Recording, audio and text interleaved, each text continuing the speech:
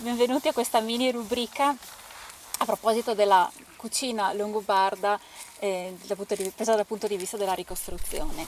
Nel nostro approccio in particolare per quanto riguarda la didattica, noi riscontriamo il problema del contenuto dei ricettari a noi prevenuti, per esempio Antimo o Apiccio, perché sono ricettari di corte.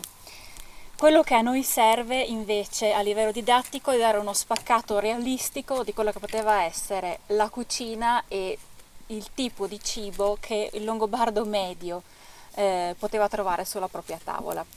Di conseguenza noi ci basiamo sui ritrovamenti archeologici di offerte di cibo all'interno delle tombe e sugli studi sugli scheletri, che ci permettono anche in una certa misura di capire quali fossero gli elementi sostanziali e primari all'interno della dieta dei longobardi cividalesi della prima generazione e della seconda.